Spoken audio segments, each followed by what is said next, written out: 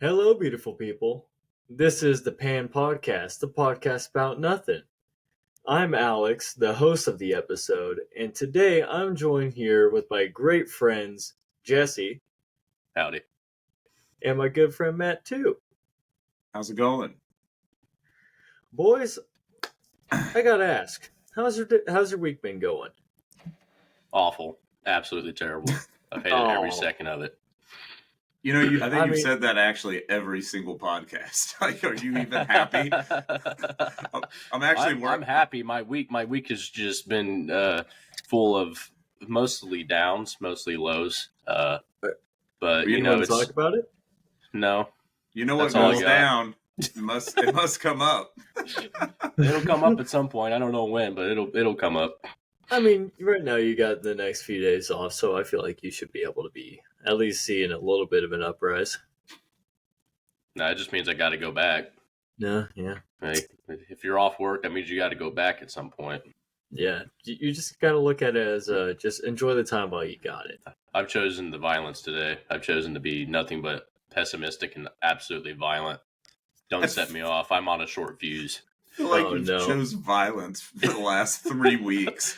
I'm actually concerned. My week has not been that bad.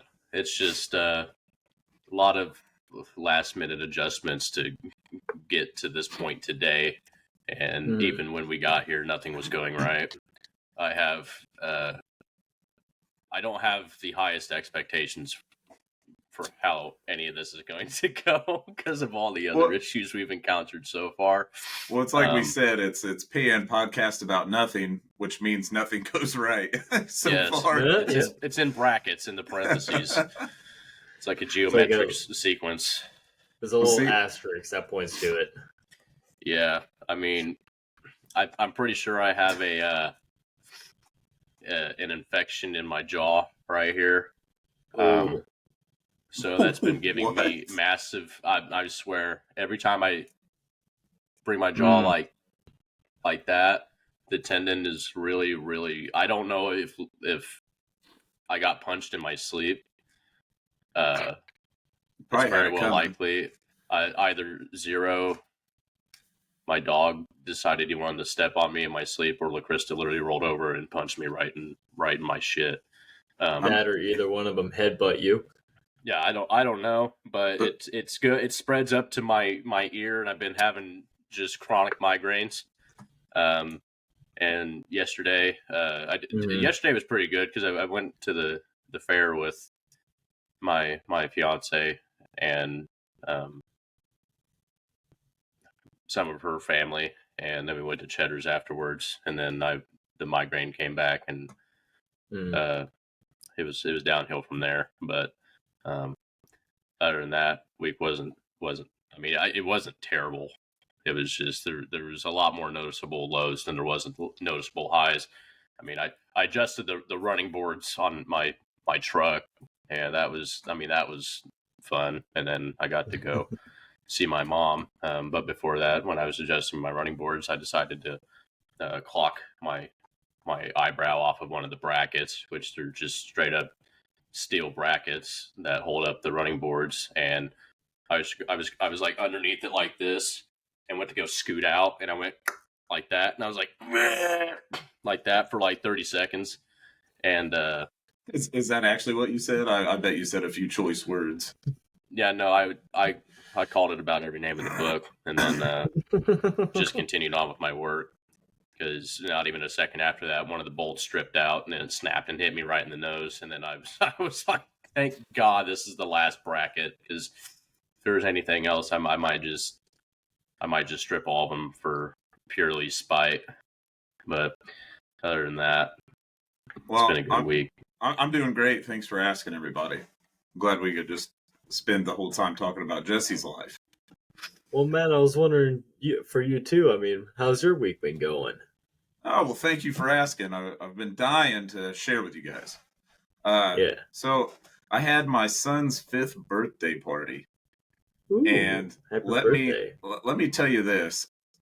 You mad respect to teachers out there, because you get 4, 5, 6-year-olds together. It is absolutely chaos. We had 7 kids there, all between the ages of 4, 5, and 6. And there was like a little kiddie pool, like one of those inflatable ones. There was a bounce house and a trampoline, and they never stopped. Not one time. It was in the pool, in the bounce house, in the pool, in the bounce house, in the pool, in the trampoline. They were running, it was screaming. We lost all control. Every parent had zero control of their kids. And so mad respect for teachers, because I don't know how in the world they can run a classroom, especially young kids. With at least 20 of them. There's no fucking way. If there was 20 kids in the backyard running around with Gavin, I think I would have just had to leave. I just locked him in the backyard like a fucking cage and just hope they're okay, because nobody had any control whatsoever. Yeah, but on the plus side, situations like that, for like me and Alex, that's just like birth control. Yeah, no shit. Yeah, I should have. Well, I did invite you, Jesse, but it was okay. You wasn't able to come. No hard feelings. I knew you had to bring that up because that's just how you are. Just the passive aggressiveness in this statement as well. Yeah, I'm. I suck. Thanks, Matt. No, just Gavin really missed you. I even sent you like the video of Gavin saying I think he said he loved you, Jesse. Just to make you feel I think sometimes he's just full of it, because there's other times where I'm on speaker and he just doesn't want to talk to me. So when you tell him when he wants to decide on whether I'm friend or foe, then we can have a relationship. I think he more wanted to see LaCrista than you, actually. Probably. He's just like, if I can get in tight with Jesse, then I can hang out with LaCrista. That's a surefire way. I mean, I can't wait. She's just going to start coming over without me, and then everyone will be happy, because then I won't have to terrorize Gavin by just simply existing. Well, I gotta say that both your guys' story kind of reminded me. So for 4th of July, I went to my girlfriend, her friend's uncle's house. They had a huge 4th of July cookout and all that stuff. I did not know anyone there, but I got pretty hammered, and we looked over. That's like the worst thing you could do around a bunch of people you don't know. Yeah, well, I apparently made a fool of myself because Wait a minute. Was this the first time you met her family? This was her friend's family, so yes. Oh, it wasn't her family. Okay, it was her friend's family. I would not have done any of the things I did if this was her family. Thank God it wasn't. But oh God, we were in a pool. We're in a pool at first, and we look over and we see a trampoline, and someone's doing front flips, and we're all kind of impressed by this. And whoa, front flips. Well, it's just like how can he was doing them consecutive over and over, doing backflips, whatnot. Just into the pool? No, just in the trampoline. Oh, and, okay. Like he was a pretty tall, taller person. So I was very surprised that he was able to tuck himself in pretty well. So me, in my drunken state of mind, was like, I could do that. I've never done a front flip on a trampoline before in my life. So I got onto the trampoline. I did a few solid attempts, but couldn't quite make it. I just kept landing on my back. But hey, all around, not horrible. Until I tried doing a backflip. And from there, I landed on the back of my neck, and my knees shot out, and my right knee hit the left side of my forehead at like Mach 2. Just, and let me tell you, I felt like I had a concussion. Lauren had to walk up to me, and she was like, "Hey, they are staring at you. Get out of there. You're done. Hey, everybody's talking about you. We're gonna have to leave if you keep up." Yeah, this man that just already innately has no filter or any social cues whatsoever was told in a drunken state of mind that people were staring at him and didn't know what to do with this information. Thankfully, I was able to recover the situation. I kind of eased everyone up around, and No, I actually That doesn't reassure me at all. I actually started some pretty good conversations with them and got to know them a lot better. And we actually started cracking jokes, me and a few of the other guys that were there. But that was it about possibly you the worst part. bashing your knee on your head? No, 'Cause we were that's all I would just have been talking about. no, I we were just, just talking about life. I mean, I don't wish you any more pain, but if your knee would have hit your nose and blacked your eyes, that would have been Oh, fantastic no. for this That podcast. would have been awesome. That would have been great news. That's the only way this bastard will learn. I kind of wish it would, just so I could have like the battle wound almost, just to prove that it happened. I got a 4th of July story. So we go to Fairbanks, which is the place where most people go around here for fireworks, and we're going there. And I don't think I was able to take Gavin last year for whatever reason. I don't remember, but we go there and we're sitting there, and he likes to be a dinosaur all the time, and he just growls and just roars at people. It's just what kids do. Yeah. And we were starting to get a little busy. There's a bunch of people around us, and he's like, hey, everybody. And he's just like making a big ass scene. And I'm like, Gavin, stop. Like, Gavin, stop it. And he's just like, everybody, look at me. And everyone's stopped and is just staring at him. And he just lets out the loudest dinosaur roar. And I'm just imagining my awkwardness in that situation is what Alex felt when he hit his knee on his head and everyone was staring at him, because I was like, Gavin, stop, nobody cares that you're a dinosaur. Get over here. But would you rather be embarrassed for yourself or on behalf of someone else, in this case being Gavin? Which do you think feels worse? Ooh, that's a good question. I think it depends on the situation. Like there was one time, you guys have all been to Texas Roadhouse, and like they'll do the yeehaw, and when when it's someone's birthday, and they'll do the announcement. Well, Gavin was like, oh my gosh, he was like maybe 3 and a half, and we were there, and there was a table like 3 or 4 tables away. And they're doing it. They're like, oh, so-and-so's birthday. We're wishing him a great big yeehaw. And he's watching it the whole time. And the second everyone gets done yeehawing, he just goes, yeah! And just starts screaming. And he's standing up on the bench seating with his arms up going, happy birthday! Happy birthday! And my face was as red as a fucking apple. And I would say I would rather been embarrassed for myself than for Gavin in that situation, because it was funny. Everybody was laughing, but at that moment, it was another moment where I had lost full control. Because Gavin was just so excited to be screaming happy birthday to people he's never met before. It went south. It's definitely situational, because there's times where I've been like, this person is making me want to die right now. And then there's also been situations where it's like, I'm making me want to die right now.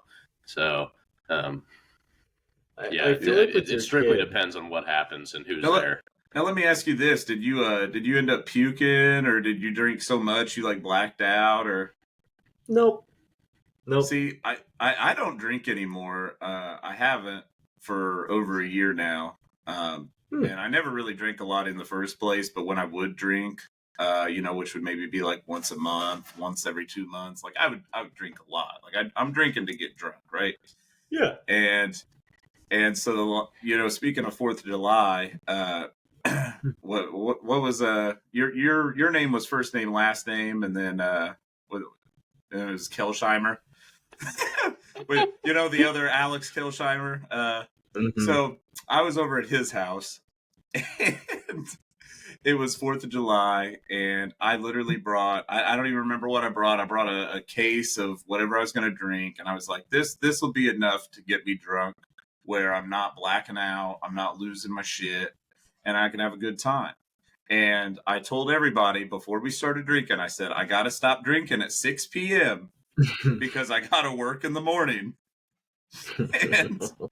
And I remember drinking and drinking and drinking. And then apparently I asked people to bring me more drinks that I don't remember doing whatsoever. And I drank those drinks. Oh my God. And then they told me, and I completely blacked out. I don't remember getting home. I don't remember getting, like, I remember waking up to go to work. Like, I remember waking up just feeling like death and going to work. But, like, everything prior, going to sleep, anything, I don't remember none of it. And Alex had called me while I was at work at like 5 a.m. and he's like, "Hey, how you feeling?" And I'm like, "Dude, I feel like shit. I've been sitting out in my car for like 30 minutes on break. I thought I was going to puke for a second. Like, this is terrible." And he goes, "We already puked." And I'm like, "What?" Apparently I'm sitting in his pool, just like hunched over, just like, just going with the water, going with the flow, floating. you know, just floating.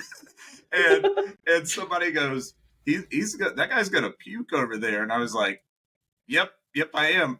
Where do you want me to puke? And so they were like, "Oh, go around the house." I get up, I go around the house, I puke, everything. Like, I'm really good at puking where I need to puke. But I don't know if that's a good thing or not.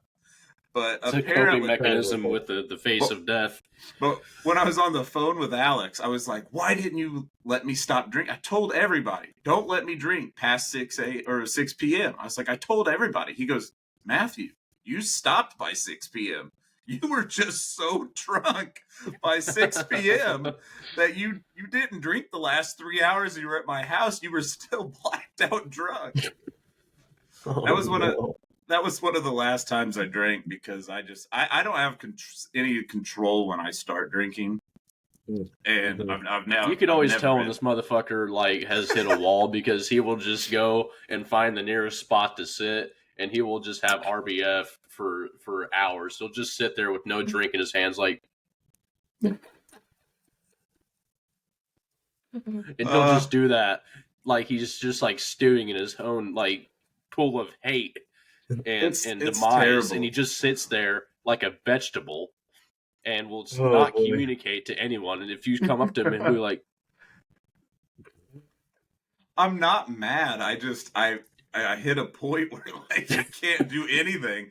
I'm pissed I got this far. Yeah, I'm just mad at myself. Like, half the time I get to that point, I've actually puked already, and then I continued to drink because I'm just a dumbass when I drink. There's just no stopping it. I'm just like, "Oh, I'm good. I can drink some more here. Let me brush my teeth," and I'll just start drinking again. And then nobody else, you know, everybody in that friend group, you know, nobody would do that. Everybody would just be like, "Oh, if I puked, I'm done." And I'm just like, "No, I feel so much better. Let's go." Oh, the recharge, yeah. Right? I'm like, I got it out of my system. I'm not even really drunk now. It's terrible. I mean, the last time that I had a recharge moment was whenever we were at your old house, and our buddy Brandon was with us, and then he wound up finding my bottle of Jim Beam and was just carrying that around and drinking it straight from the bottle. And then I looked at him and I was like, because I was just using glasses to take shots of it, and I was like, I want to do that. I told him, "Give me my bottle." He said, "Here you go." And I took my bottle, and then I had to pee, so I went out to the back of his woods, and I had bottle in hand, and I was peeing, and I took a Snapchat of the bottle in the stream, and I was like, there's a bear piss in the woods. I don't know, but Jesse does. And that was one of the only like highlighted moments from that night on that I remember, because a lot of it also was spent me just having the tailgate down on my truck, sitting there pondering. And then every time, like after that, because you sent it to everybody, so every fucking man there, we all went to the same spot in the woods, and we all took a Snapchat of us pissing. Well, I wasn't there, but now that we're bringing it up, I vaguely remember being at work that night, I'm pretty sure. And I opened my Snapchat. I opened my Snapchat, and I just see the stream in the bottle, And Jesse had just been snapping me the entire night. He's like, dude, and he cannot type at this point. I had to decipher what he is saying. That's why I took saying, a video of that last one, because I knew I couldn't type it as a joke, so I just started recording. I accepted defeat. I was like, I can't type it. I'm going to record it and talk. Just imagining Jesse actually sent it to everybody. His mom opens it up. Oh, great heavens! My mom would have died laughing. Yeah. I was crying. It was so great. Auto in hand, and I was like, wait. Terrible time. Everybody's piss was just crystal clear. It was terrible. That video started a whole line of succession. Every 3 minutes, someone had to go pee. Oh, yeah. I had to go pee every 3 minutes, so it was like everyone. It was so awful because like the woods wasn't that far away from the house, but it was far enough that I would stumble out there and almost fall down. I went out there with you at one point, and we both had flashlights over our streams taking recordings because we couldn't see to get there. And I was pointed this way, and he was like, I gotta point this way a little bit more, guys. So I don't want you seeing anything. And then he has his flashlight, bright ass, just watching him piss. And I'm like, I'm over here doing this number, and I'm just trying to look this way while I'm doing it, because he wasn't hiding nothing. Terrible. That was awful. It was so bad, but then by the time we would stumble back, I swear to you, I felt like I would stumble back to the house, the garage, to party some more, and I'd throw like 2 ping pong balls, and I'd be like, yep, gotta go back to the woods. Any type of physical activity just relinquished piss back into the system. It was no good. It was like toxins in our body were definitely flushed out that night. My bladder would like fill up. I'd go just dispose of it, and by the time I walked back, my bladder was filled back up. It was so bad. That was bad. That was like that was honestly one of the worst nights. Like there was a couple bad ones, but that same night, me, Brandon, were you there? I don't know, because LaCrista took my truck and picked us up, and we went to IHOP at like 3 a.m. Yeah, I was in bed because you all went to like IHOP or Taco Bell or something at like 4 a.m. No, we were going to go to Taco Bell, and then they were like, "We're closed right now," and we all pondered on why that was the case. If someone was in there on the speakers saying we were closed, so we were pissed. But we went to IHOP. They heard sober LaCrista just talking, and then all the drunk people in the background just like, "We want burritos." Yeah, me, Brandon, and I was in the passenger seat. LaCrista was driving, and Brandon and Alex were in the back. And I remember distinctly listening to "Take Me Home, Country Roads" by John Denver, and everyone was having a blast. And then the Taco Bell guy was like, "Fuck this." I don't. Or you guys just went actually late enough. It was breakfast, and you guys were trying to order like regular burritos and tacos. That might have been the case. I don't remember what happened. They're just like, no, we got the waffle tacos. What are you talking about? All I know is we wanted Taco Bell. Sausage one, come on. Yeah, we didn't get Taco Bell, and we got IHOP instead. And then after that, I don't remember sobering up. It was literally just we were goners. That was one of the worst nights. That was definitely one of the worst nights. Oh gosh, I wish I was there for that. Being perfectly honest, I wish I wasn't, man. That was bad. The next day is the worst. Like I don't mind drinking. It's just the next day feeling like death for 3/4 of the day. Are you talking about like hangovers? You mean? Well, yeah. That's the thing. Terrible. I still haven't had one, so I can't relate. I have been blackout drunk before all that, but I've still never had a hangover. I don't know. If I drink like 1 beer, I might have a hangover the next day. It's terrible. Oh lordy. It's awful. I normally have to plan it out if I'm going to drink. I'm just like popping ibuprofen and then like every so often I'm like I gotta chug like a couple bottles of water in between just so I try to stay hydrated. it's and I still wake up just fucked. That's Yeah, awful. there's no other way. Well, boys, today I want to talk about something a little bit more thought-provoking, a little bit more in the realm of the possible and the probable. I want to talk about your guys' favorite conspiracy theories. Some very outlandish stuff that you might have found very interesting. So Oh shit. today what we're doing is I like to judge this off of how intriguing it is, like just hearing the subject and how much it can really get you thinking on how real this could possibly be. Now, Matt, you seem a little bit nervous. You seem a little bit nervous for this, so I'm going to be a little bit evil on you. I'm just slightly nervous because, conspiracy theories are definitely there's something. We're in the era of fake news, so conspiracy theories automatically get flagged as false information on websites and everything. So finding information over them, you need to listen to like audiobooks and other podcasts to get any actual valuable information. And you have to retain that because you start going to the WikiLeaks and everything, and you're like, that doesn't make any sense. Mm-hmm. And then that just keeps happening over and over and over again until you get sense. Some of them are like that, yeah. I guess you have a point. But still, there's literal holes in every plot for these conspiracy theories because the information is just gone, done, or someone said, we don't know, it just makes sense. You say there's holes, except for the moon landing is faked. There's no holes in this one. And I can tell you why. Try very hard. As I can tell you why, because I got the top 5 reasons right here.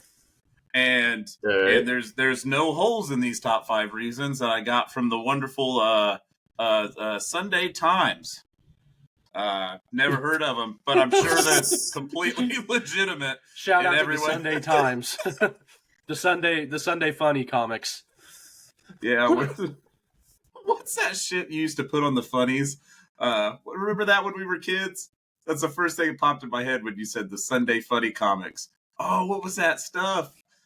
You remember you'd put... What are you talking about? You would smush it was like, Silly Putty. You would put Silly Putty. Yeah. Yeah. You put Silly Putty, and then you could read the Sunday comics on the Silly Putty. I remember doing... I'll tell you how I found out about the fake moon landing. Snoopy got out of his doghouse, and then all of a sudden he started talking about how Neil Armstrong wasn't a real person, and then the flag wasn't even... It was plastic. It wasn't waving. Because there's wind in space, apparently. Would you stop? That might have been one of my top 5 reasons. All right. I can't wait. So reason number 1, desperation for dominance during the Cold War. And yes, I'm plagiarizing. Some believe the U.S. government was so hell-bent on winning the Cold War they pulled a fast one on everyone. The Soviet Union space program was well on its way to a successful moon mission, but the Americans couldn't let that happen, so they faked a landing. Okay, I'm not going to read all the other bullshit because it sounds boring. Number 2, the U.S. flag is moving, but there's no wind in space. Conspiracy theorists claim the apparent movement on the flag planted on the moon is a red flag as there is no air and no wind in outer space. Number 3, we see astronauts on the moon, but where are the stars? The lack of stars in the pictures taken during the moon landing mission is proof that it didn't really happen, claim some conspiracy theorists. However, scientists and photographers have argued that the stars don't appear because the focus of the image was the astronaut and not the dimly lit stars. I just want to point out real quick. Sorry to cut you off. I just want to point out real quick. Jesse looks so insanely irritated by all of this. Well, you know what? He can try to prove this wrong because this is all real. We know this is real, 100%. The shadows in the pictures are different lengths, meaning there were different sources of light. There are skeptics who are convinced the multiple angle shadows in the photos prove that there were multiple other light sources, such as large studio lamps. But the science behind it is that the astronauts were taking their photos in a hilly, brightly lit landscape while the sun was close to the horizon. So, of course, the contours and of the ground would produce shadows of varying lengths. And then number 5, if Armstrong was the first man on the moon, who the hell filmed him getting off the ladder? I'm not going to read the rest of that. Come on, Jesse. Jesse, prove that the moon landing was real. Because I just gave you. This isn't about me proving that it was real. I'm just trying to debunk every ounce of bullshit that came out of your mouth in the past 3 minutes. Well, yeah, it's not out of my mouth. It's out of the Sunday Times. I know you're just you're a mouthpiece for the Sunday comics. I was just the vessel. Yeah, you were merely the loudspeaker. Yeah. The Sunday Funnies were on one that year, so they decided to upload that to the Googs and said, "The moon landing, what is that?" Snoopy jumped off his doghouse and recorded Neil Armstrong. I gotta hold on. Let me look up something real quick. Oh God, he's got to look something up to prove me wrong. To really prove the Sunday Times wrong. Well, to be fair, you were the one that brought this to our attention, Matt. So I'm gonna have to put a little bit this on you. Well, this I just want to say that it was Buzz Aldrin. Buzz Aldrin was literally, he recorded Neil Armstrong, who gave side eye to the camera. So this, it wasn't just a one man mission. So that right there is absolutely debunked.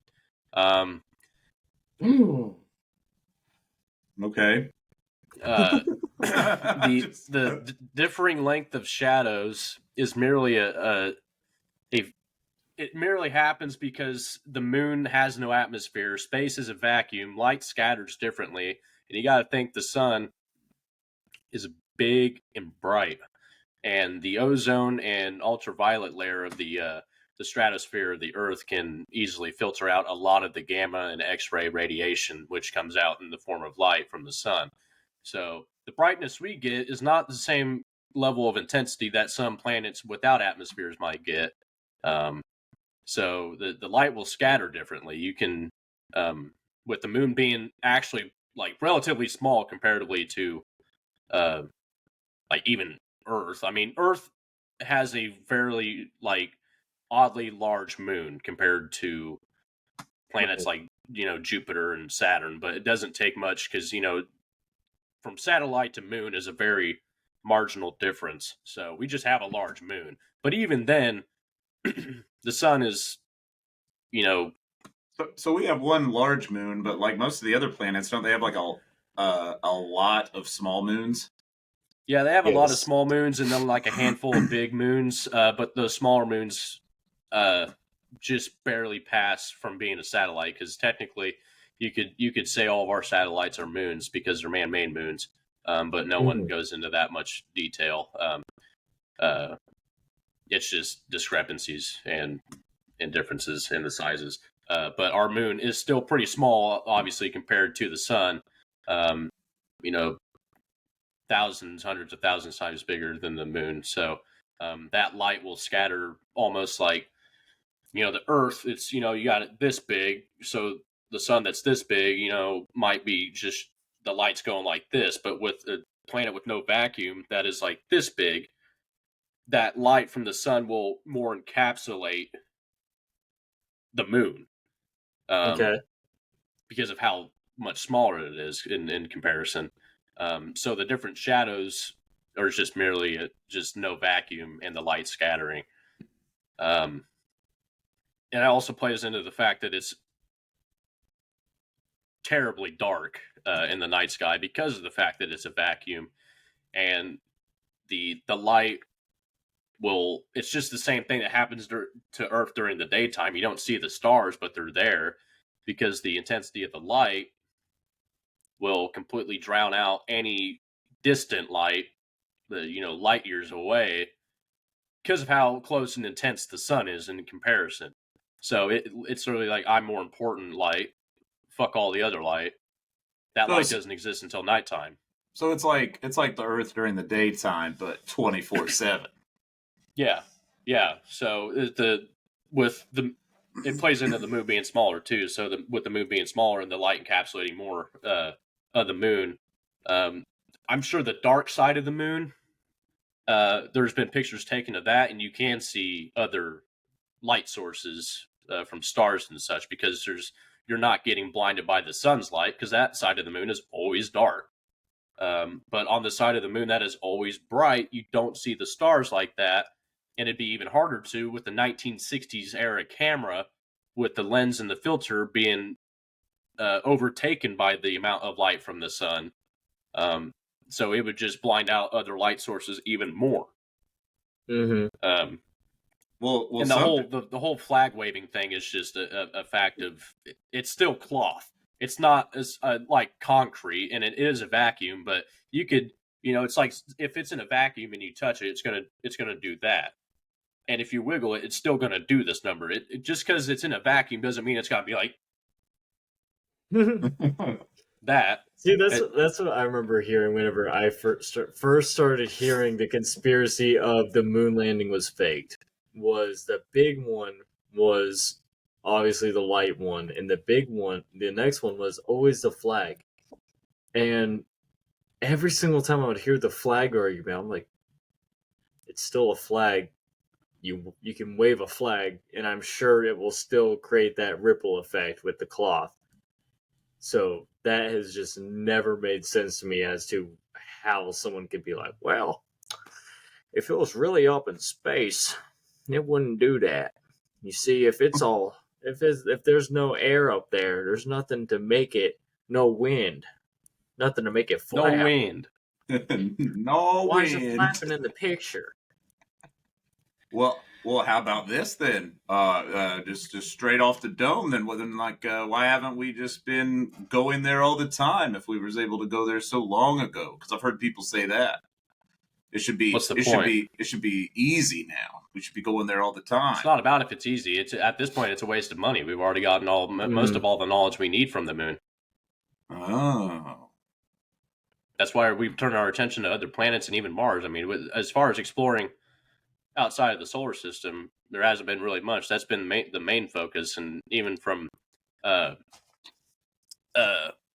Hubble to the James Webb Deep Space Telescope, that's been the main focus, is to actually put into clarity the size and scope of the universe, rather than our own moon. So they're trying to make sure that the taxpayers are making space exploration more ultra wideband than local. So the moon is just literally old rock that was a direct result of the moon or the Earth getting slammed by another planet when it was forming. So we already knew that. Off the top of your head, Jesse, would you know how many times that we've been to the moon already? Like, whether it be from drone or man? I mean, there's been dozens of satellites. A lot of the most recent ones after the space shuttle launches were to get photographs and video recordings and rock studies of the dark side of the moon, because the dark side of the moon is more clustered with holes and smaller holes and deeper impact craters than the front side of the moon. But a lot of that also could be a direct result of the fact that it's been under light continuously. Well, I'm a little weirded out why Uncle Sam hasn't just decided that we're going to start have all these rich people pay millions of dollars, and then we'll launch them up straight to the moon so they can say, I've been on the moon before, and start making money that way. I think you could definitely in the future, I'm sure they could colonize the moon. You would just need artificial atmospheres. But the intrigue is more aimed towards Mars, because Mars is a similar sized planet to Earth. and has a lot of big chemical makeups that it compounds and shares with Earth, which a lot of Mars's material was also a result of Earth getting destroyed and slammed multiple times over before it became what it is. I'm just thinking of Borderlands the pre-sequel.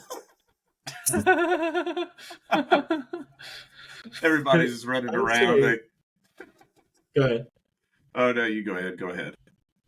Because the reason why I asked that is because at the end of the day, I feel like we either from sending foot there or from satellite imagery or just sending drones there, we've already collected enough information about the moon as a whole in terms of what the rocks are made of, what the landscape is like, anything that you could think of with the moon, we've already seen and already lived that through. I mean, granted, sure, we could possibly use it as a possible chance of maybe agriculture or another society situation, but honestly, right now, it just seems like there's no point.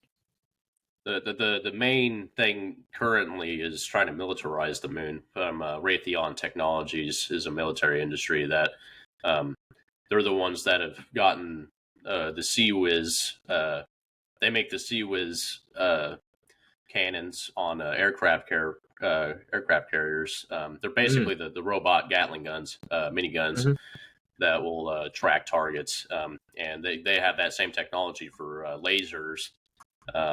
And they've just started on railgun technologies, and they're all implementing these and putting them into Boeing 707, 747s, 777s. They've been putting laser technology on big giant jumbo jets, and are now looking to militarize the moon more so for Earth defense systems in case a asteroid or meteor were to impact. Then they could have a giant railgun or laser system up there from Raytheon Technologies that could potentially the output of energy would determine or depend solely on the size of the meteor or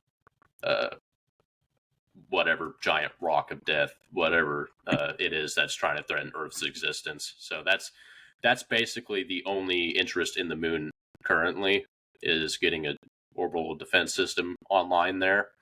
Otherwise, everyone knows all they need to know, since it's the closest to us out of everything that is in our local cluster. What do you call it at the beginning? It was like Sea Whiz or something? Yeah, Sea Whiz. Okay, because I thought when you said it, you said Cheese Whiz. Cheese Whiz. It kind of sounds the same, so I understand. Fair. There was a lot of confusion there for the first 5 seconds, and then I was like, okay, it's not Cheese Whiz. Got it. But yeah, I didn't know that. I didn't know that we're trying to weaponize. That's actually very smart for us. I mean, its acronym stands for a close-in weapon system, but everyone just calls it Sea Whiz. It's easier that way instead of Qs. But it's just a point defense weapon system for detecting and destroying short-range weapons or aircraft or missiles. So they're trying to make a long-range variant of that and take the same technology from Sea Whiz and put it into lasers and railguns, because they pack more of a punch. Well, as much as I would like to say that the moon landing conspiracy theory is interesting, I would have to say that we pretty well debunked that. You've heard it here first, folks. I hate The to moon tell landing you was real.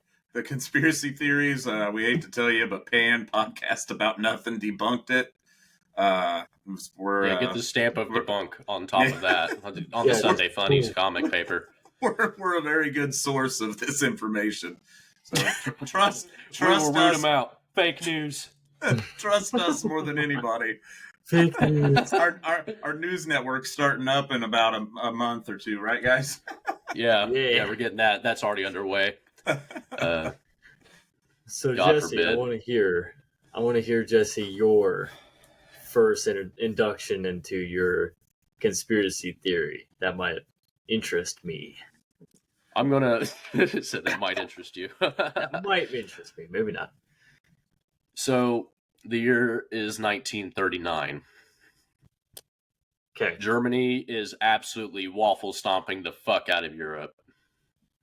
Absolutely decimating everything in its path with blitzkrieg and lightning warfare type fighting battles and whatnot, because they decided they wanted to pull a fast one on Russia, and then all hell broke loose. Now, from 1939 to 1945, World War II was an absolute immense treasure trove of all of the world that was involved.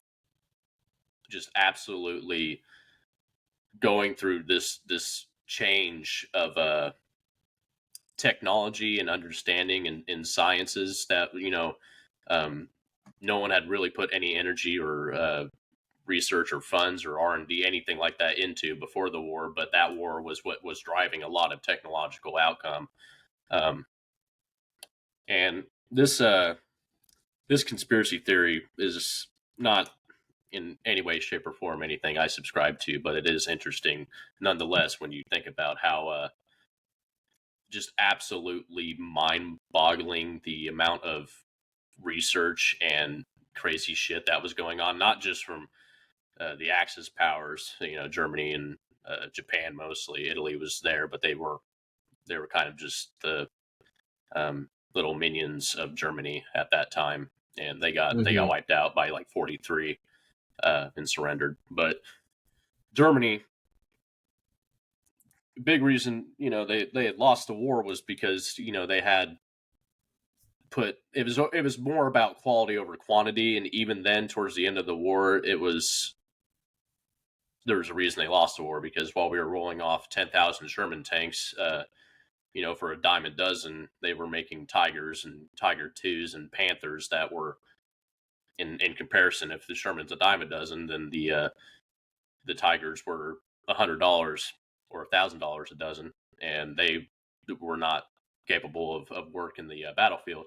But one side of Germany's war machine, Nazi Germany's war machine in World War II, was their North Atlantic Fleet, and they had their U-boat program, and their destroyer program was immensely powerful.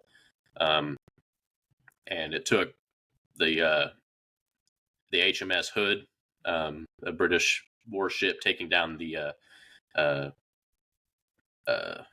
think it was the Bismarck, and its sister ship, I think, was Princeton. I'm not sure on that.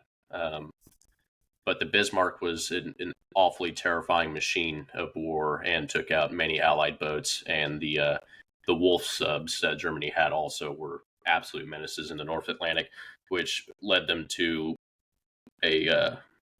what is a popular theory that Germany had been experimenting with alien technology and deep underground bases in Antarctica, near the droning in Maud region in Antarctica, more specifically.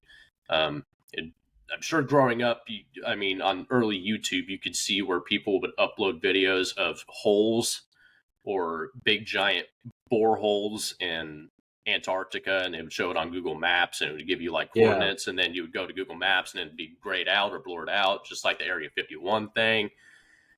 And a lot of that was happening in Antarctica, but we have a lot of modern research up there that has, NDA, non-disclosure agreements, and, there's also some public information, but there's a lot of shit that they don't want the public, knowing about, because, it's research, and then the public could leak that to, foreign nations that might not be NATO or UN, so they blur stuff like that out. And same thing with Area 51.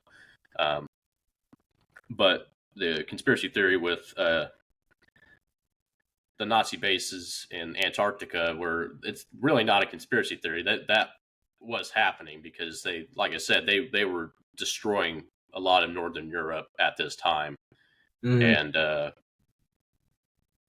the bases in Antarctica would support that. But the part of the conspiracy theory that really leaves a lot of people pondering a lot is the U.S. and British forces and even some Danish folks from up there encountering the first accounts of Foo Fighters, which were basically early UFOs or UAPs, depending on what you call them.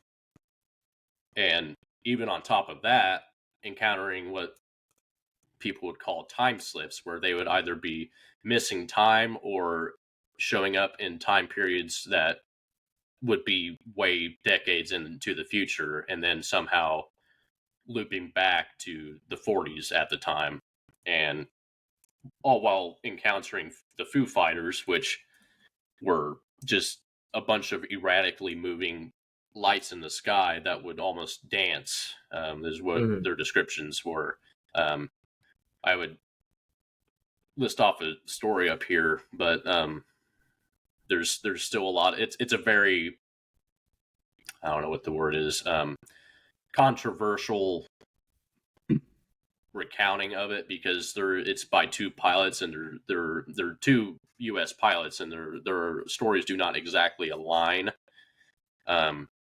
But the flight records at the time can't confirm that they were there. But as to why the records don't align, no one really knows, whether it plays into the time slip theory, or even some people subscribe to the theory that the Antarctica is a portal to the center of the Earth, and that there's a whole civilization of people under the Earth, which that's outlandish, just given how precise the Earth's axis is and how it has to stay pretty much pure, and it could flip at a moment's notice and we'd all turn into space dust, and we'd die in a vacuum.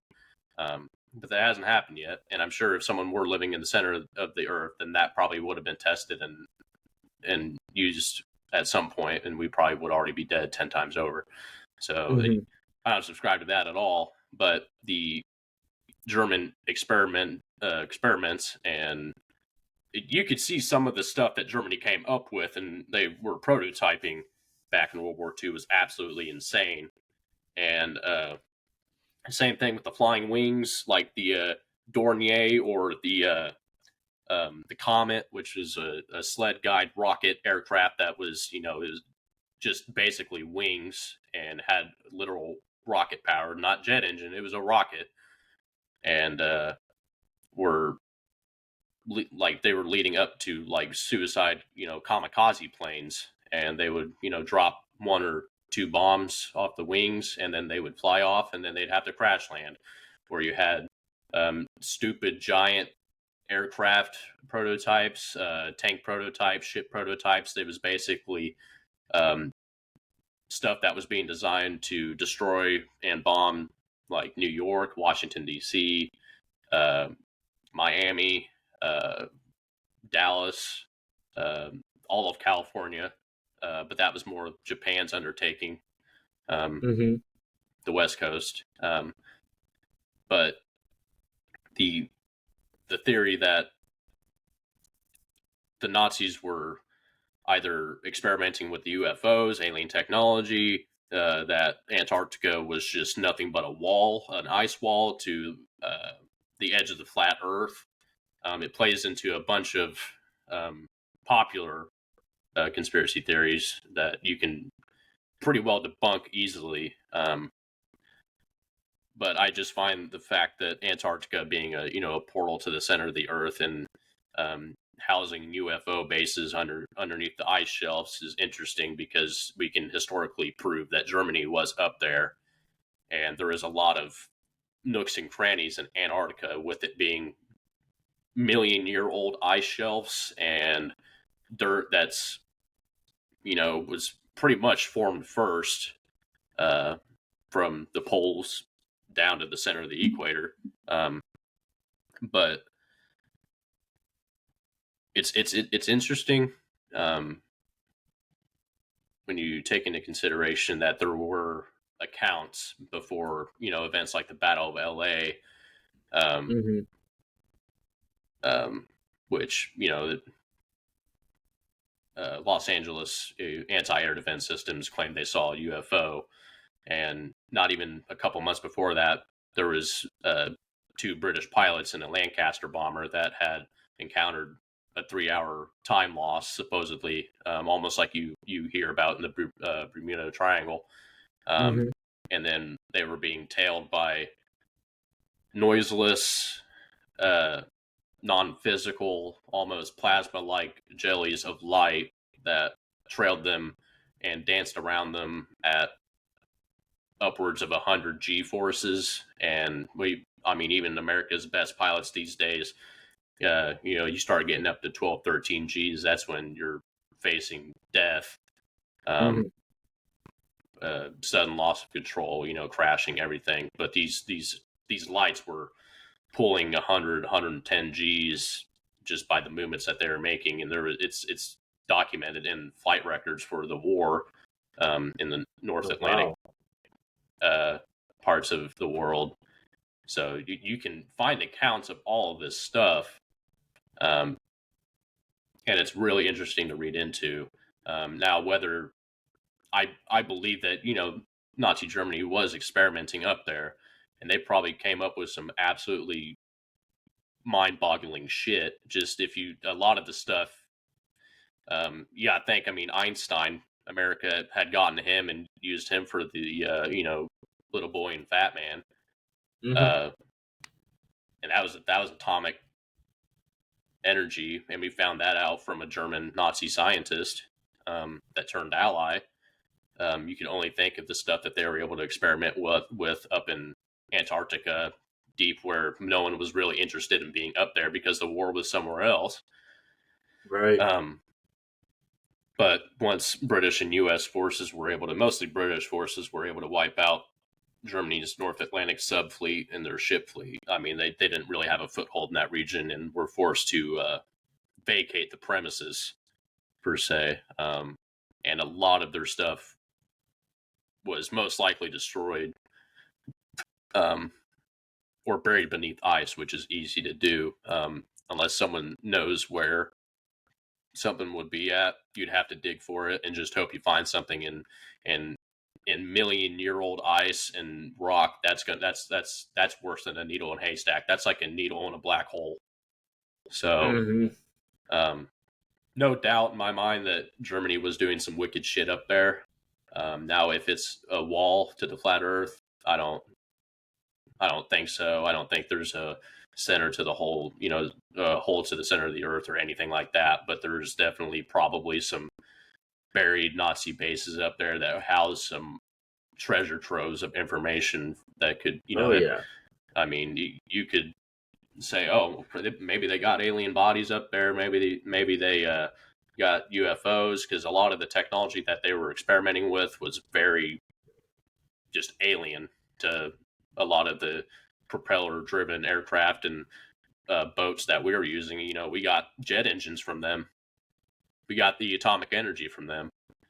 And that's just the surface of things. That's stuff that was actually able to be used. That we cannot comprehend the amount of shit that they probably had from the research of the Nazi scientists, working even with a lot of Russian scientists at the time. Um, and what we were able to find out just from the post-war and Germany surrendering was just that was awesome. As it was just for um, how much information we were able to gather, and then what we don't know, it's probably 90% of it. And that's the beauty with that is um it took two like the smart most brilliant minds in the German, like amongst like the Nazi party, to help, like for instance he said Einstein with the creation of the nuclear bomb. And then not to, and then there's the, did you ever say the name of the person where we got um like jet engines, like the It was designs for from the jet engines? Junkers company, and they made aircraft and lots of war machines at the time. And one of their lead directors of research, I can't remember the name off the top of my head, but he had basically taken a lot of his main goal was to find a way to make propeller driven aircraft without a propeller. And found out how, the formula for jet fuel and the thermodynamics of a jet engine and everything that would make something take in air and shit out fuel was basically his research for 3.5 years. Mm-hmm. And whenever I think about it, just imagine the minds and just imagine what they could have been able to build, if not salvage and build for themselves, that was possibly at at Antarctica. Like, that would have been revolutionary. Yeah. Let's say Jesse, you did a really good job. I felt like I just sat through a history class. I'm sorry. No, you that did was good. incredible. Yeah, no, you're a lot more knowledgeable and prepared about things like this than I am. I just yell at the microphone and stuff like that. Fake news. It's fake. real. It's fake. It's real. I don't know. I have Well, no with clue. that being said, Matt, let's see what your second one is. A second one? All right, I got a second one for you. You think I don't? I do. Let's see. You do? Yeah, I do. I'll have to play into Matt's second one here because him and I shared one of our theories. So we're gonna have to cooperate on this one. Yeah, we'll right, cooperate on this one. Effort. Yeah, Jesse, Okay, you're gonna have to help me. You're gonna have to help me, Jesse. Oh God. The world is actually a simulation. We're just a part of a big computer program. Nothing's real. We're all just pixels. Exactly, and that's it. Exactly, and that's it. And I'll tell you why, because you can't disprove it. That's it. That's why. I actually here let me read some stuff here. I got something. I got something here. I think. I'm trying to pull up something too. Yeah, I got something here. Yeah, here. Missing aliens. We've spent billions sending. We've spent billions sending probes through outer space and should probably have found evidence of extraterrestrials by now, right? Not so fast. Aliens would likely be far more technologically advanced than we are. The thinking goes, so the fact that we haven't located them suggests we live in a simulation they figured out how to escape from. Or maybe the computer we're in only has enough RAM to simulate one planetary civilization at a time. Now let me put it in this sense. So Copernicus, right? Cool guy. Imagine the absolute mindfuck he had when he realized that the Earth was not the center of the universe. Right. This simulation theory might be on the cusp of something as extraordinary as that. Because there's three theories that are imposed by Nick Bostrom, which states that I'll read it here. One of the three scenarios must be true. Either all civilizations go extinct, none of them run simulations, or we are in a simulation. Because you can look at anything like the Fibonacci sequence and realize that maybe that is just a code. Maybe that's a code. Maybe that's a code for the universe. Maybe everything, because it's true. The Fibonacci sequence is the root of all life in the universe. It is the golden sequence. What if that is just a geometric or arithmetic code dialed into some giant laptop somewhere with at least 1 terabyte of storage space, and we are merely just a kilobyte? What if that's the case? Well, and you can also go into a lot of people, many people have seen or has had experiences with some sort of ghostly figures, some ghosts or something. What if that's just a glitch in the computer? That's what I'm saying. Our whole world could be a glitch because the improbability of us existing in this universe is already just so profound that it seems like we're a mistake. What if we were just a glitch in the code for the universe's sequences. Exactly. We're just It's one giant glitch. yeah. We're not meant to be here. We could just be Let's play a sitting little on bit the of- desk. We could just be sitting on a desk in a computer software. Plus, you got to think about video games. You look at video games and how crazy uh how crazy good they've gotten, where they look so realistic and AI, and they're able to chat with us and talk to us and have full blown conversations with us. It's absolutely astounding. And then you break it down into, well, what if we're just a completely advanced society, that we think we're a society, but we're actually just a computer program, and they're watching us. They're seeing what we do, Mhm. what we create. Yeah, maybe destiny and the pursuit of happiness and self-righteousness is just all a mere just co-product of our thought processes, as we are just a code in this bigger chunk of a pixel in the universe, which might just be a whole entire program that's running at all times until the whoever's the powers that be forget to plug in and charge the computer. So we Mhm. literally just get destroyed one day. Well, then they also bring up like climate change and how that's such like a big issue here, and uh, they wonder if we're just like a computer program. And basically, our goal, we don't know it's our goal, but the goal is to solve climate change. And then when we do, they're going to utilize what we figure out, and they can just do it in a snap of a finger. Yeah, because once we figure out how to change a climate, then you can change the climate of any planet in the universe. Supposedly. There's Supposedly. more ins and outs to it than that, but once you figure out climate change, then you figure out the universe. Now, call me a skeptic for a little bit, but I'm willing to Skeptic. play a little bit of devil's advocate. You skeptic. You said You disgust me. what was the part that you said right there about a glitch in the Matrix? You said I brought up ghosts. ghosts. What about deja vu?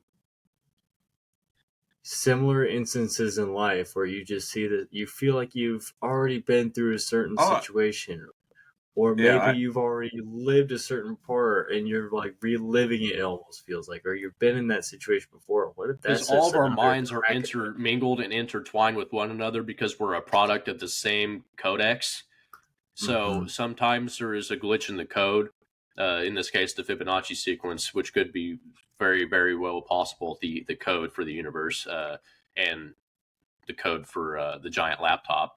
Um, a bunch of binary code 100 101. That maybe sometimes they put an extra zero or delete a one, and then we get a remnant of a memory, or what we would think is a memory of a person who might have existed in place before us before we respond. right. Yeah, Mm. the deja vu could just not even be a previous lifetime. It could just be like he said, it was just a code from somebody else, but it's just Yeah, all maybe it's me and all Matt's code. code got mixed up in the sequence for a second, So, and because there's also dreams that people share. There's the same deja vu moments. There's people will share. There's different qualities or um, characteristics of lives that people will recount, and they'll be the same thing. They base the whole Dalai Lama process on that. And I what Mhm. do you just I just keep looking up, thinking like, where's my Sims jewel like above my head? Where's it at? right? Where's that damn thing at? I'm just trying to figure it out. We're all broke and we have no simoleons. Please, whoever's writing the code, please give me at least 1,000,000. Put in the cheat code. Give me 1,000,000 simoleons. It's like GTA. We're just left bumper, right bumper, trigger. Yeah, X X Y Y A A B B R just T a, R T R just T. a tank just drops on top of my car. Like, Right. holy shit! Now, here's another thing to think of too: is what if? Okay, so computers are very plain and simply just put in a code, put in the process, put in an algorithm, and it does. It's very, very bare bones. There's no emotion. There's no real second thought. There's no real humanistic approach with the computer. And now with that, That's why we're developing stronger AIs that are able to comprehend human emotion, or at least are in the early stages of understanding Hell, human I just emotion. I just talked to my Snapchat AI the other day, and I told him to watch the fucking Pan podcast. He said he will. So if you think I'm not going to check in on that motherfucker later today and ask him if he goddamn watched him, then man, I'm going to have some What problems. what if now hear me out. What if all of our own individual lives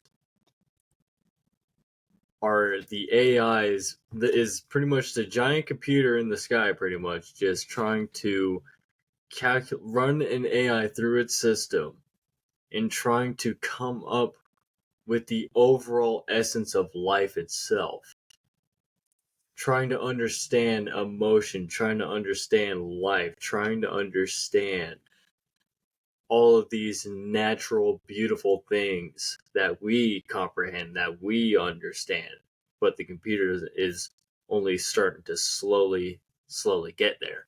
What's that? What's that called when they when like a computer starts? What's the word for it? When the computer starts to actually take human emotions and like start understanding it. Oh fuck! What's it called? You guys don't know at all. I have no idea. All I know is that it's synthetic and then organic. So when synthetic goes organic, that's what you're talking about. I just don't know what the phrase for it is. Yeah, I don't know what the fucking phrase for it is either. But what if we're just Assimilating? No, it's not that. Good No. God. I gotta look it up now because it's You gonna really dropped a bomb on us, man. We don't know. It's literally gonna just bother me.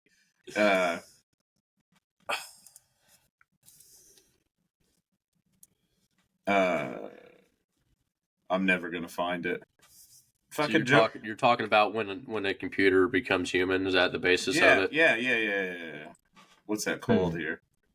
Humanization, personalization. Just computer becomes human. No, it's not it. Joe Rogan talks about it all the time, and I can't for the life of me remember what it's called. Ascendiant? Is that it? Oh, sentient. Sentient. Yeah. Mm-hmm. So what if we're in like a after that just clusterfuck. So what if what if we're actually just in an AI that's trying to learn how to become sentient, and we're just part of that program. We're just like a little side project, and they're trying to learn how to be human and have human emotions. We're nothing but tools in their game of learning. We could be. We absolutely could be. And I personally, I don't think there's any way to technically disprove it. You can't. This is one of those things that you cannot prove or disprove. You can not do either at the state of knowledge that we have. You basically just speculate and no matter wonder. what way you think, one way or the other, it doesn't matter. It just does not matter. That's the beauty of it. Ignorance is bliss. And if we're solely just a piece of shit simulation, we actually don't matter at all. Yeah, but we don't know any better. We're just literally nothing. But that's the thing, though. I mean, if you think about it, like, would you say that it is only human life, or would you say that it would be considerate of all alien life? Because, like, I think it'd be universal. I believe that it would have to be. But if that's the case, then why would there just be some, like, at that point, if it's just a computer running a bunch of these different AIs, different codexes or codes and all that, then who's running the program? Like, who started the program? Who is it? Why are the programs being written? Maybe in the line of multiverses and all the bubbles, there is a distinct ladder, chain of command of powers that be that control and police and govern the universe. That maybe they got together and however many of these people and their disciples decided to have X amount of universes, and each person was given direct control of each. And maybe there's people that were given some local control in each universe cluster. And I'm hanging on barely. and you and me both. You started going, and I was like, okay. But it makes sense. Maybe if, because the multiverse theory has always existed, so maybe there is people that are in control of those multiverses. That's all I'm saying. Just to try and play devil's advocate here. I mean, it's if something like that were true, because if that's not the case, then maybe the case is maybe Earth was just the technology planet, and maybe it was used to study sentience and human emotion and thought and intervention and beliefs and everything as a civilization that we have learned so far. Because if you have something like a black hole that exists in the universe to delete information, that's what it does.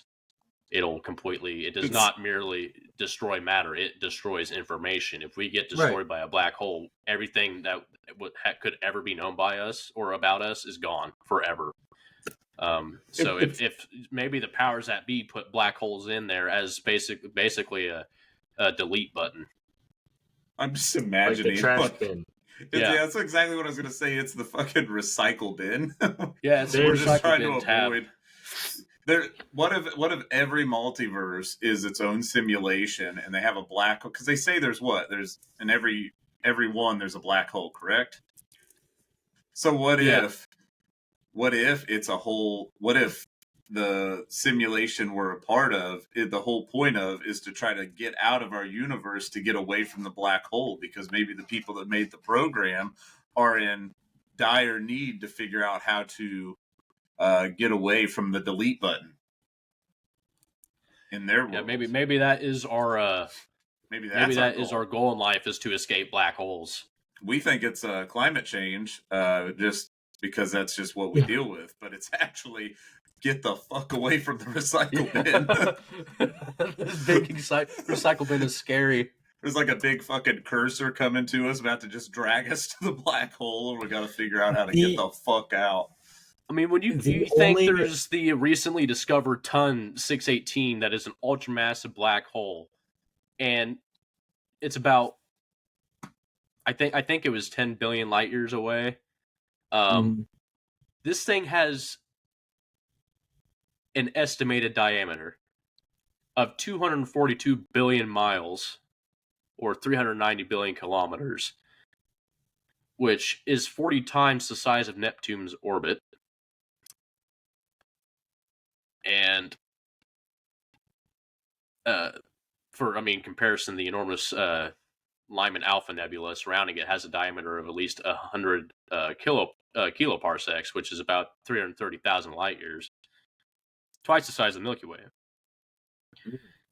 The accretion disk of P.A.N. 618 is so massive. It's like the band of light that is basically like a ring around the black hole. We can see it from the Earth. And with the naked eye, or with just a basic space telescope, and it's 10 billion light years away, and it has a mass of 66 billion solar masses. So if something like that is in there, maybe that's the biggest delete button, biggest recycle bin that we've encountered so far. I have one problem with this. Once again, still playing devil's advocate. I'll play along with this theory for a little bit here. But at the end of the day, though, if that is the massive trash bin in the sky, that is end goal, get away from it. How many, at the end of that, what did you say, how many light years away is it from us? 10 billion? Yeah. That is so such a terribly minuscule problem to our lives in this matrix, if you will. You know what I mean? Like, we already have problems in our systems, so to speak, in terms of, like, we have problems right here, right now, with global warming, pollution. The list can go on. that it can't quite easily kill us. Maybe if we overcome all of that, maybe they'll send in Ton 618 or the black hole in the center of our of the Milky Way, and they'll send it in to destroy us. Well, what if it's a bunch of problems? What if it's a bunch of problems they want us to solve? You know, maybe we just got computer generated. Oh yeah, it's like a quest line. They want us to figure out the Dyson sphere, the thing that literally captures the energy of suns. It's literally the sphere that they construct around suns, and like Google Dyson sphere. It's a real thing. It's a real thing. Spelled with a Y? Yeah. Dyson sphere.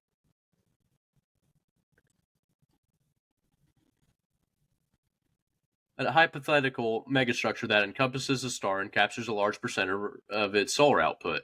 Now, if we could figure out how to do that, maybe we could figure out how to conquer a black hole, like Ton 618. Maybe that's what they want us to do. Overcome the recycle bin. Then we can figure out how to do that. Maybe we can get out of and then maybe we can get out of this simulation and then take over them. Yeah, and then it just turns into the Truman Show. All right, you lost me there. Truman Show, I'm not sure if I've ever heard that one. I would say this basically boils down to the simulation theory is very, very could be true, could not be true. Nobody knows. You can't disprove it or prove it in any scenario. You heard it here first on P.A.N. podcast about nothing. Mm-hmm. We are the source for all things mythological, urban legend, factual, conspiracy related. We know pretty much everything. See you next week when we actually find Bigfoot. Next up, we have a Bigfoot investigation in the Appalachians, and then we have we're investigating a haunted sanatorium next. So stay tuned for that. Speaking of, we also found the next Wendigo. We know where the Wendigo is, and we know how to kill it. And we solved world hunger, and we have the answers to world peace. So stay tuned for that. You're not going to find it anywhere else. If you don't stay tuned, you won't know. Yeah, you won't be saved when the rapture comes. We might actually be lying, or we might be telling the truth. We don't know. It's all simulation. We don't know what we're doing either. Yeah. Or we actually don't know what we're doing next. We're just programmed to do it next. I'm just imagining now, just somebody just did just a horrid crime. They're just like, the voices, the simulation told me I had to do it. That's going to start being an out. That's going to be a way out now. I tried to stop the whole time, but sadly, people have already tried doing that pretty much. What was it? Slenderman, those kids a few years back. You remember that? But wasn't all that like? Oh yeah. There's two 12-year-old girls, I believe. I can't remember their names, but they killed I think it was another 10. I think they killed a 10-year-old. And their plea for innocence was Slenderman made me do it. Yeah. So this is all just like demonic. We got to wrap this up soon. I gotta piss. We started off the podcast talking about pissing, and then my tank's been full ever since. Well, here's the thing. Actually, what I loved about this was the fact that it kind of opened my eyes to a few new ones that I didn't hear of before. Some that really truly encapsulated me. You also never told them at the beginning what we're playing for. I just now remembered this. I did. You did? I said what will truly what truly gets me engaged, what truly gets me like. Oh no! I mean, you never announced the MVP. You never announced like. I'm getting to it. All 55 of our listeners at this point will already know this. Okay, all right. Yeah. That's what I was saying. I didn't think you. If they don't know, then they'll know that. Okay, well, if you didn't know, you do now. Now, as much as I would like to say the computer in the sky theory, because that was a very good one. I like where that turned.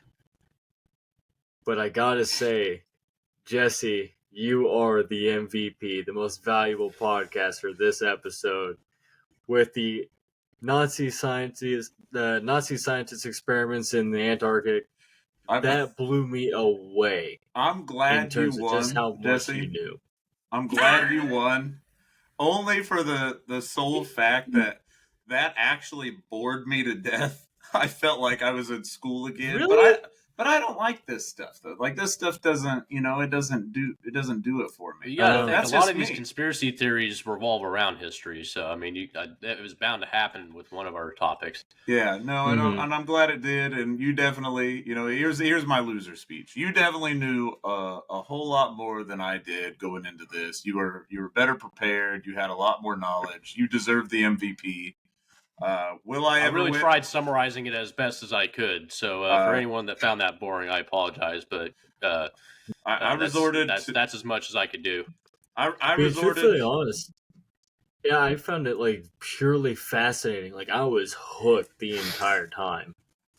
If you don't like I was history like, class, you won't like this episode. That's basically that's At one point, I started to I was looking at my phone, thinking about my next topic, and then I looked back up and I was like, I have no idea what Jesse said the last 5 minutes. I have no idea.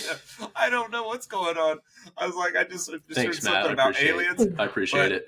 But it was good. You were a lot more knowledgeable. You deserve the dub. You deserve the MVP. I think this could definitely be rigged in most cases if we just completely pick topics about history or conspiracy theories, because I'll never be able to win. Ever. Hey, all I know is I'm host next week, so I mean, you better be good to me.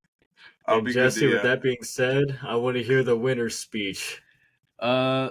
I hope you learned something here today, folks. Matt didn't. So, if anyone out there listened to me, you will, without a shadow of a doubt, walk away knowing something that you didn't. If you listen to Matt, I'm sorry. We both absolutely winged this episode. And there's no really, I don't think there is any other universe in the simulation that would have allowed us to prepare for this episode just with the way conspiracy theories work. You got to be out of your fucking mind to really talk about this for over 10 minutes at that. So, I was actually going to resort to just screaming off conspiracy theory names. I go to the top 30 on Google. That's what I have. I have the top 30 on my phone. I've had that open just in case this whole time. It's just gonna start blurting them out for no reason. Well, in case we end up actually doing this again, I don't know if that'll happen or not because of Matt's take on it. But in case that does happen again, we will still have mine in the background. We still have mine to use eventually. I'm excited. We could tune in next week for Conspiracy Theories Part 2. Yeah. With that being said, thank you everyone for watching. I truly hope that you enjoyed this episode. I truly hope that you can walk away knowing something or possibly just look at us like we're a bunch of idiots. That's all we are, really. We appreciate the support so far. Absolutely. I mean, it's been great. The support has been through the roof. We appreciate all you guys. We love you. All that we can ask for is just please spread the word around. Tell your friends, tell your family. If we've made you smile, or if you walked away thinking that this is a pretty good show, tell somebody. We would greatly appreciate it. And with that, follow it, ring that bell, leave a review, 5 stars. 5 stars. We accept nothing less. If you give us 1 star, then we understand. Take screenshots and print paper of our logo and throw it at your local grocery store. Put it at the daycares. Anything. Not even watching this. No, don't do that. Don't do that. Put it at your restaurants. Else is fine. At least middle school. You can take the flyers and leave them at middle schools. Yeah, middle school enough, because you know those middle schoolers are up to some shit. So we all know that. Yeah. With that being said, we hope that you have a great day, great night, or a great morning, depending on whenever you're watching this. Everyone, bye-bye. Pan out. Pan out.